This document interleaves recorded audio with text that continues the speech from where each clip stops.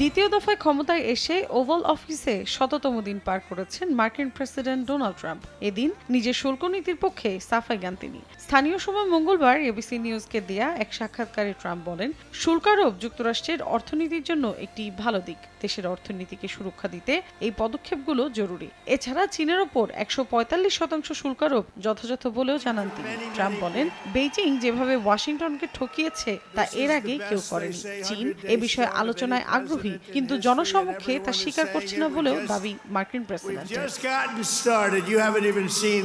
একই দিন অ্যামাজনের প্রতিষ্ঠাতা জেফ বেজোসের সঙ্গে ফোন আলাপ হয় প্রেসিডেন্ট ট্রাম্পের। বলেন, জেফ খুব ভদ্র, তিনি দ্রুত সমস্যা সমাধানের পাশাপাশি সঠিক কাজটাই করেছেন। ট্রাম্প জানান, শিন ও তেমুরের মতো ব্র্যান্ডের সঙ্গে প্রতিযোগিতা করতে অ্যামাজন হল নামের কম দামি সাইটে পণ্যগুলোর শুল্কের খরচ আলাদাভাবে দেখানোর পরিকল্পনা করছিল ই কমার্স সাইটটি।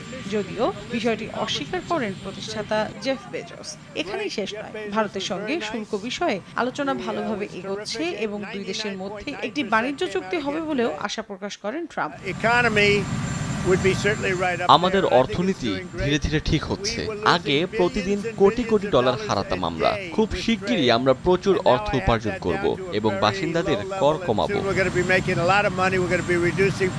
এদিকে যুক্তরাষ্ট্রের প্রতিরক্ষা ব্যবস্থায় প্রযুক্তির নতুন দিক খুলতে মিশিগানে স্টেলফ্রিজ এয়ার ন্যাশনাল গার্ড ঘাঁটিতে 21টি বোয়িং F-15EX যুদ্ধবিমান দেওয়ার ঘোষণা দেন প্রেসিডেন্ট ট্রাম্প।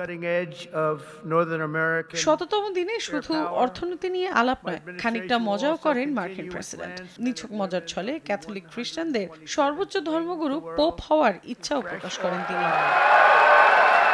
মৌসুমী সাথী, সময় সংবাদ।